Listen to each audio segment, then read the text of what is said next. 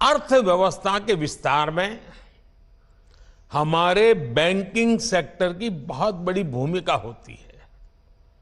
आज भारत उन देशों में से एक है जहां का बैंकिंग सेक्टर सबसे मजबूत माना जाता है।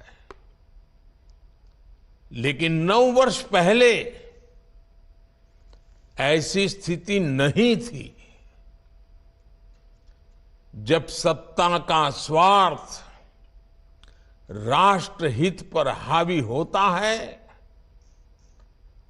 तब कैसी बर्बादी होती है, कैसा विनाश होता है। देश में कई उदाहरण हैं। ये हमारे बैंकिंग सेक्टर ने तो पिछली सरकार के दौरान ये बर्बादी को देखा है, झेला है, अनुभव किया है। आप लोग आजकल तो डिजिटल युग है, मोबाइल फोन से बैंकिंग का सेवाएं लेते हैं, फोन बैंकिंग करते हैं।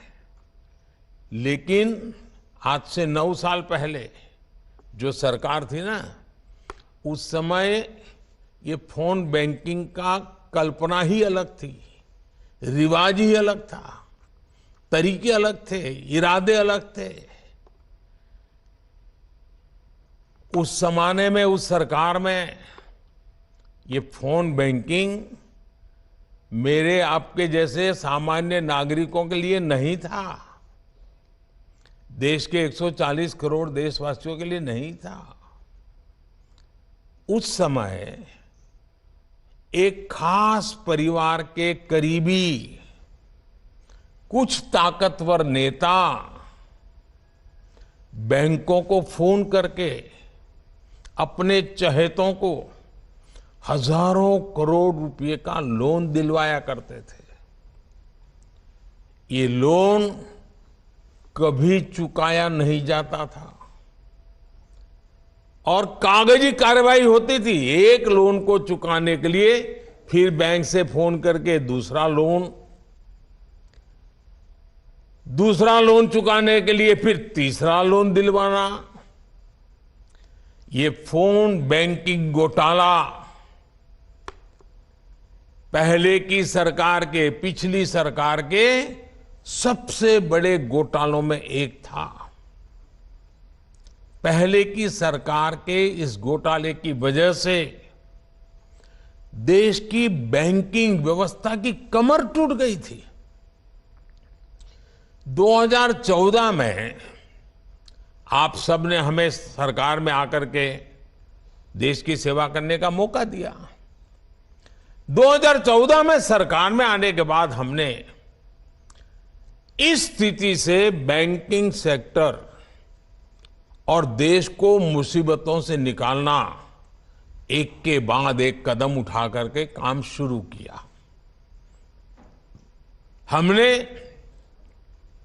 सरकारी बैंकों के मैनेजमेंट को सशक्त किया, प्रोफेशनलिज्म पर बल दिया।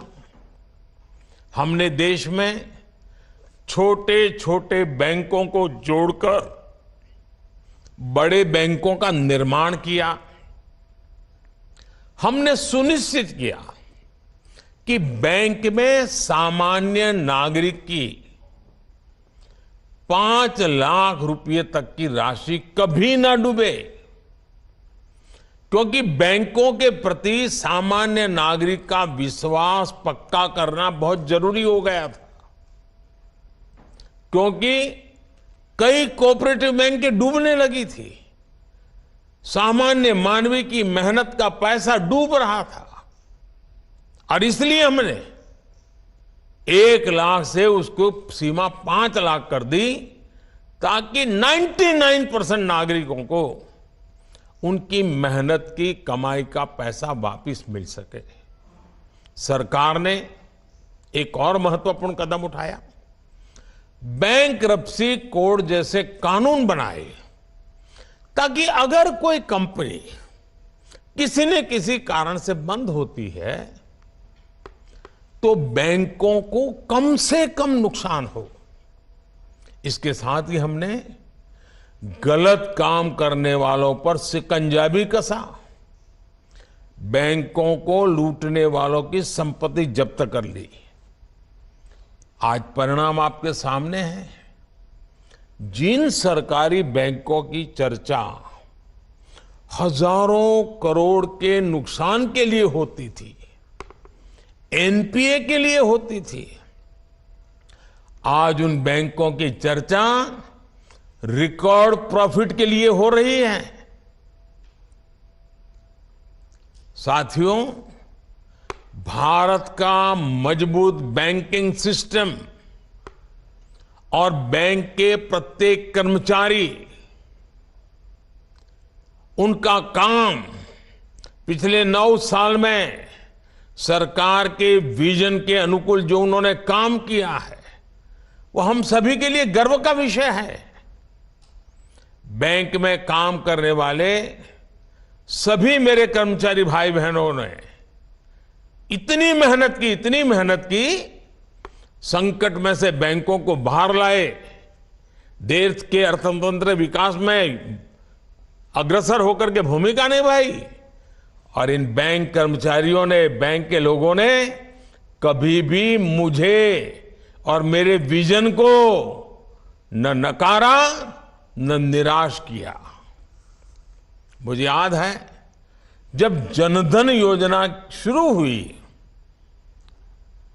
तो जो पुरानी सोच वाले लोग थे वो मुझे सवाल पूछते थे, गरीब के पास तो पैसे नहीं, वो बैंक खाता खोल के क्या करेगा, बैंकों पे बर्डन बढ़ जाएगा, बैंक का कर्मचारी कैसे काम करेगा। भांति भांति के निराशाएं फैलाई गई थी। लेकिन बैंक के मेरे साथियों ने गरीब का जनधन खाता खुले, इसके लिए दिन रात एक कर दिया। झुग्गी झोपड़ी में जाते थे बैंक के कर्मचारी, लोगों के बैंक के खाते खुलवाते थे। अगर आज देश में करीब 50 करोड़ जनधन बैंक खाते खुले हैं तो इसके पीछे बैंक में काम करने वाले हमारे कर्मियों का परिश्रम है, उनका सेवा भाव है। ये बैंक कर्मियों की मेहनत है जिसकी वजह से सरकार कोरोना काल में करोड़ों महिलाओं के बैंक खातों में सीधे पैसे ट्रांसफर कर पाई।